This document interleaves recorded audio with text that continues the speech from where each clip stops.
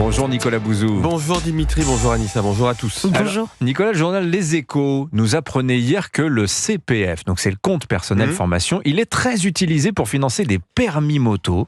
C'est possible depuis le 15 janvier dernier. Donc les salariés se forment à conduire des motos. Oui, alors le compte personnel formation, c'est un outil qui est très utile sur le papier, qui consiste à conférer à chaque actif de notre pays un compte sur lequel est déposée une somme qui peut être utilisée pour se former.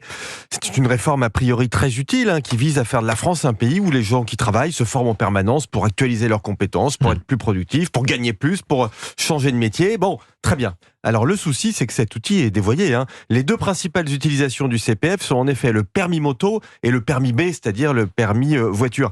D'après les Échos, sur les 8 premières semaines de 2024, il y a eu 35 000 demandes de permis moto, ce qui a coûté aux Français 38 millions d'euros. Alors les permis B suscitent aussi un fort engouement. 37 millions d'euros ont été dépensés depuis le début de l'année, loin devant les formations pour les créateurs d'entreprises, les repreneurs d'entreprises ou loin devant les formations d'anglais par exemple. Alors moi, je pensais naïvement que le CPF pouvait être utilisé par les salariés pour se former, par exemple, à ChatGPT dans le cadre de leur métier.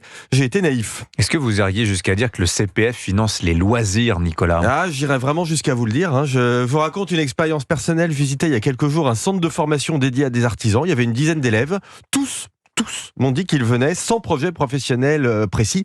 C'est d'ailleurs pour limiter ces abus que le gouvernement a prévu d'instaurer un reste à charge d'au moins 10% pour les utilisateurs du CPF. Ce serait opérationnel à partir du 1er mai. Alors ce sera un forfait de 100 €, apprend-on. Exactement. Ce que cette histoire souligne, c'est un problème assez général des politiques publiques dans notre pays. On met en place des mesures bien intentionnées, coûteuses, mais qui sont souvent détournées.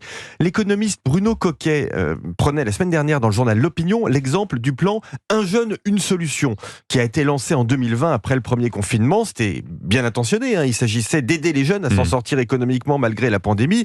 Alors c'était très coûteux, plusieurs dizaines de milliards, mais ça n'a pas eu les effets escomptés. Fin 2019, 12,2% des gens étaient ce qu'on appelle des nets, des jeunes sans emploi, qui ne sont pas en études, qui ne font pas de formation. Ils étaient 12,5% en 2023, un peu plus. Bon, le CPF, les aides à l'apprentissage, c'était donc des erreurs, vous pensez ? Non, bien sûr, mais il faut les contrôler davantage. Le CPF, c'est fait pour se former au travail, pas pour financer les loisirs. L'apprentissage doit être dirigé en priorité vers les jeunes faiblement qualifiés pour les aider à s'insérer sur le marché du travail.